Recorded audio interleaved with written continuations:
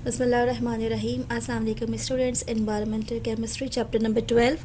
और आज इसके जो शॉर्ट क्वेश्चन आंसर्स हैं वो इंशाल्लाह ताला हम करेंगे। तो सबसे पहले फ़र्स्ट क्वेश्चन जो है वो हमारे पास ये क्या कह रहा है कि आपको एटमॉस्फेयर के 4 सेगमेंट्स जो उसके बारे में बताना है और साथ में आपको उस सेगमेंट्स को भी बताना है जिसमें कि हम लिव होते हैं, यानी कि जिसमें हम रहते हैं, ठीक है, जिसमें हम एग्जिस्ट करते हैं।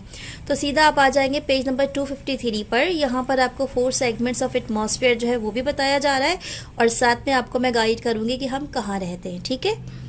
तो यहाँ पर देखिए आप पेज नंबर 253 पर आ गए हो, ठीक है। यहाँ से मार्क करेंगे कि जो अर्थ का एटमॉस्फेयर है इसको हम तकरीबन 4 मेजर रीजन्स के ऊपर जो है डिवाइड करते हैं। और ये जो रीजन में हमने डिवाइड किया हुआ इसकी बेसिक्स क्या होती है कि इसमें टेम्परेचर और जो कंपोजिशंस है इसमें वेरिएशंस होता है, यानी ये अलग अलग होता है। तो ये जो रीजन्स होते हैं इसको कॉमनली हम क्या कहते हैं कि ये एटमॉस्फेरिक लेयर्स होती हैं, ठीक है। अच्छा, इससे पहले थोड़ी सी बात आपको मैं बता दूँ, ये क्वेश्चन से हटकर है कि आमतौर पर होता क्या है कि हमारा जो ये कह लीजिए जो हमारी ज़मीन है ना, हमारा जो अर्थ है इसके मुख्तलिफ रीजन्स होते हैं, जैसे कि लिथोस्फीयर है, हाइड्रोस्फीयर है, बायोस्फीयर है और एटमॉस्फेयर है, ठीक है। अब ये जो एटमॉस्फेयर है इसकी फर्दर मोर लेयर्स हैं और ये जो 4 लेयर्स हैं इसके बारे में क्वेश्चन में इसने आपसे पूछा था, ठीक है। तो आपने मार्क कहाँ से करना था, यहाँ से अर्थ एटमॉस्फेयर से लेकर अब नेक्स्ट पेज तक, जहाँ तक मैं आपको मार्क कराऊंगी वहाँ तक आपने काम करना है। तो यहाँ से स्टार्ट कर लीजिए इसकी मार्किंग, दैट एटमॉस्फेयर से लेकर, और नेक्स्ट पेज पर मूव करते हैं हम 254 के ऊपर। स्टूडेंट्स ये 254 पर आ गए और आप, और यहाँ से पूरा एंड तक 500 किलोमीटर तक सबसे पहले तो आप मार्किंग कर लीजिए, ठीक है। उसके बाद अभी मैंने आपको एक बात कही थी कि 4 लेयर्स होती हैं, तो उसमें सबसे फर्स्ट लेयर जो है वो होती है ट्रोपोस्फेयर, ठीक है। ये सबसे लोएस्ट लेयर होती है एटमॉस्फेयर की, जो कि अर्थ सरफेस से तकरीबन 11 किलोमीटर तक का डिस्टेंस होता है। तो उसका मतलब क्या होता है कि हम यहीं रहते हैं। तो अगर कोई आपसे पूछता है कि एटमॉस्फेयर की कौन सी लेयर है जिसमें हम एक्सिस्ट कर सकते हैं, तो वो लेयर कौन सी होती है, वो होती है ट्रोपोस्फेयर, ठीक है, जिसकी मैक्सिमम एल्टीट्यूड जो है वो तकरीबन 11 किलोमीटर तक होती है, ज़मीन की सरफेस से लेके 11 किलोमीटर तक का डिस्टेंस, ठीक है। ट्रोपोस्फेयर भी हम एग्जिस्ट करते हैं। उसके बाद नेक्स्ट हमारे पास स्ट्राटोस्फेयर। ये क्या करता है, ये ट्रोपोस्फेयर की टॉप से स्टार्ट होता है और ये तकरीबन 50 किलोमीटर तक जो है, ज़मीन से 50 किलोमीटर तक का जो डिस्टेंस होता है ये इसका होगा, लेकिन स्टार्ट किधर से होगा, ये ट्रोपोस्फेयर की टॉप पर से होगा, ठीक है। उसके बाद मेसोस्फेयर होगा। इसका मतलब मेसोस्फेयर जो है ये कहाँ से स्टार्ट होगा, ये स्ट्राटोस्फेयर की टॉप से स्टार्ट होगा और इसका जो ज़मीन से डिस्टेंस होगा वो तकरीबन समझने स्क्रैच होता होता 50 से लेके 85 किलोमीटर अबव तक चला जाएगा, सही है। और लास्ट स्फीयर होता है थर्मोस्फेयर। तो ये जो लेयर होती है ये तकरीबन 85 किलोमीटर से लेके 500 किलोमीटर तक, अगर आप ज़मीन से इसका डिस्टेंस कैलकुलेट करेंगे तो ऑलमोस्ट इतना होगा। तो हमने क्या किया, 4 यहाँ पे जो टॉप लेयर्स हैं एटमॉस्फेयर की इसको स्टडी किया और इसमें आपने ये बताना है कि हम जो है सबसे फर्स्ट वाली लेयर यानी ट्रोपोस्फेयर जो यहाँ पे एग्जिस्ट करते हैं, ठीक है। अब जो नेक्स्ट क्वेश्चन हम इसकी तरफ बढ़ते हैं। नेक्स्ट क्वेश्चन में इसने आपसे बहुत आसान सा सवाल है कि इसने कहा है कि जो डिप्लेशन ऑफ ओजोन लेयर है उसके कॉजेज़ क्या है। डिप्लेशन ऑफ ओजोन लेयर का मतलब ये होता है कि नेचुरली आपको पता है ऑक्सीजन गैस जो है वो एटॉमिक ऑक्सीजन के साथ मिलकर एक लेयर फॉर्म करती है जिसको हम कहते हैं ओजोन, ये O3 है, ठीक है। ये नेचुरली प्रोड्यूस होती है। अब इंसान की मुख्तलिफ किस्म की एक्टिविटीज़ होती है जिसकी वजह से ये जो ओजोन लेयर है टारगेट होती है और ये फटना स्टार्ट हो जाती है। इस प्रोसेस को कहते हैं हम कि डिप्लेशन ऑफ ओजोन लेयर है, ठीक है। तो अब आपने बताना है कि वो कौन कौन से कॉजेज़ है जिसकी वजह से डिप्लेशन ऑफ ओजोन होती है। आमतौर पर जो सबसे कॉमन कॉज होता है वो इंसान की जो हार्मफुल एक्टिविटीज़ होती हैं जिसमें फैक्ट्री साइड से निकलने वाला धुआं होता है। इसके अलावा कुछ रेफ्रिजरेटर या कूलिंग एजेंट से जो गैसेस निकलती हैं जिसमें टॉप पर होती हैं क्लोरोफ्लोरोकार्बन्स वगैरह, इस तरह की जो गैसेज होती हैं सीधा एटमॉस्फेयर पे जाती हैं और जो ओजोन लेयर है इसको रप्चर करने का बाइस बनती हैं। इस प्रोसेस को कहते हैं हम डिप्लेशन ऑफ ओजोन लेयर। तो आप पेज नंबर 261 पर आ जाएंगे। ये सारी कहानी जो मैंने अभी आपको सुनाई इसको मार्क करवा देती हूँ। तो स्टूडेंट्स ये सारी बातचीत जो अभी मैंने आपसे डिस्कस की है वो सीधा इधर आ जाइएगा। Human activities can contribute to depletion of ozone layer through emission of certain chemicals known as ozone depletion substances यानी ODS। The most considerable human activities that have been responsible for the ozone depletion is the release of the gases from the cooling devices such as refrigerators and air conditioners. अब यहाँ पे एक छोटी सी add कर लीजिएगा, example इसके CFCs etcetera. तो यहाँ से लेके यहाँ तक जिसमें मैंने एग्जाम्पल आपको थोड़ी सी बताई है कि ये CFCs हैं, इसको मार्क कर लीजिएगा। ये आपका क्वेश्चन कंप्लीट हो जाता है। ठीक है, अगला जो क्वेश्चन है इसकी तरफ अब हम मूव करेंगे। स्टूडेंट्स, अगला जो क्वेश्चन है वो आपसे पूछता है कि इंडस्ट्रियल स्मोक जो है ये क्या चीज़ होती है और ये किस तरीके से फॉर्म्ड होती है। ठीक है, तो आपने अक्सर देखा होगा फैक्ट्री साइड से, अगर उस साइड पर आपने कभी विजिट किया हुआ तो आप देखते होंगे कि वहाँ से बड़ा गाढ़ा गाढ़ा येलो कलर का एक धुआं सा निकल रहा होता है। ये धुआं आम जो वाइट कलर का जो धुआं होता है ना, जो आमतौर पे घरों में से निकल रहा होता है अगर आप कुकिंग वगैरह कर रहे हो, तो उससे बहुत डिफरेंट होता है। इसका मतलब डेफिनेटली इसमें कुछ टॉक्सिक सब्सटेंसेज होते हैं और ये जो स्मोक होता है ये आम स्मोक नहीं होता, ये इंडस्ट्रियल स्मोक कहलाता है। और ये किस तरीके से बनता है और ये होता क्या है, इसको देखें आप, पेज नंबर 257 पर है, यहाँ से मार्क करते हैं इसको। स्टूडेंट्स, यहाँ पे सबसे पहले ध्यान से आपने मार्किंग करनी है, फिर मैं आपको समझाऊंगी कि ये चीज़ क्या होती है। 257 पर आ गए, आपने इंडस्ट्रियल स्मोक की हेडिंग पुट की, यहाँ से लेके यहाँ तक आपने लिख दिया। उसके पैराग्राफ चेंज कीजिएगा और यहाँ से लिखिएगा सम, यहाँ से लेके इन्वायरमेंटल पॉल्यूशन तक। ठीक है, अब होता क्या है कि स्मोक की किस्म की टाइप होती है और इसमें स्मोक और फोक ये दोनों चीज़ें जो है मिक्सअप होती हैं। अब होता क्या है कि कुछ इंडस्ट्रीज़ जो है इसमें जाहिर सी बात है जो कुछ भी बनता है, लेकिन जो वेस्ट है अगर उसमें सल्फर डाइऑक्साइड जैसी गैसेस बाहर निकल रही हैं।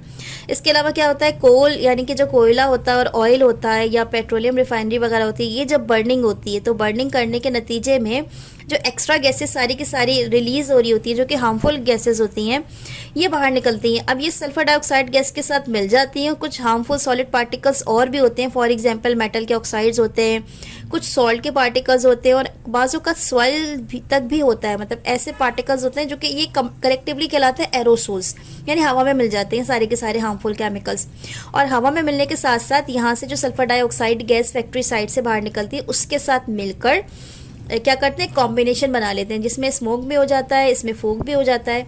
और इस तरह का जो वेस्ट है, जैसे कि आपको इस वाली फिगर में भी नज़र आ रहा है कि ये बहुत डिफरेंट है, ये वाइट में नहीं है बल्कि कुछ येलो और मडी सा इसका टेक्सचर होता है। इस तरह का जो स्मोक होता है इसको इंडस्ट्रियल स्मोक कहते हैं। तो जो मिक्सिंग होती है जब इन हार्मफुल सब्सटेंसेस की, तो इसकी वजह से एक स्मोक क्रिएट होता है। ये मिक्सचर होता है सल्फर डाइऑक्साइड का, एरोसोल्स का और कुछ वोलाटाइल ऑर्गेनिक कंपाउंड्स का। एरोसोल्स में भी आपको पता है जो हवा में शामिल हो जाते हैं, और वोलाटाइल ऑर्गेनिक कंपाउंड्स ऐसे ऑर्गेनिक कंपाउंड्स होते हैं जो उड़ने वाले होते हैं। मतलब उनके अंदर ये नेचर होती है कि ये आसानी से रूम टेम्परेचर पे भी एवोपरेट होते रहते हैं, तो इसके लिए लफ्ज़ इस्तेमाल होता है वोलेटाइल। इसके साथ साथ ये आग पकड़ने वाले भी होते हैं, यानी फायर कैप्चर करते हैं बहुत जल्दी। ठीक है, अब इन तमाम चीज़ों के मिक्स होने से एक ब्राउन येलो सी एक लेयर सी फॉर्म होती है जो आमतौर पे आपको इंडस्ट्रियल एरिया में बहुत नज़र आएगी। देखिए लाइन से वहाँ पे इंडस्ट्री होती है, किसी एक से थोड़ी धुआं निकल रहा होता है, इतनी सारी इंडस्ट्रीज़ लाइन से होंगे, हर एक में इतनी बड़ी बड़ी चिमनियाँ जैसी बनी होंगी और हर एक से इस तरीके से आपको एक धुआं सा निकलता हुआ दिखेगा। हर एक के जो स्मोक होता है ना, इंडस्ट्रियल स्मोक, इसमें डिफरेंट किस्म के पार्टिकल्स होते हैं जो कि अल्टीमेटली एटमॉस्फेयर पे आके कंबाइन हो जाते हैं और एक मेन पॉल्यूशन जो उसको क्रिएट कर देते हैं।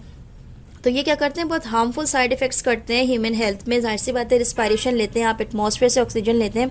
इस ऑक्सीजन में अगर इतना ज़्यादा स्मोक होगा जिसमें सल्फर डाइऑक्साइड और टॉक्सिक सब्सटेंसेस की भरमार होगी, तो आप खुद समझदार हैं कि आप खुद सोचें आप अपने लंग्स के अंदर क्या चीज़ इनहेल करने जा रहे हैं। सोचिएगा इसके बारे में। ठीक है, अच्छा, अभी ये ह्यूमन हेल्थ को ना सिर्फ बहुत ज़्यादा नुकसान पहुंचाता है बल्कि साथ साथ इस एरिया में जितने भी प्लांट्स होते हैं उनकी जो ग्रोथ है उसको भी ख़राब करता है।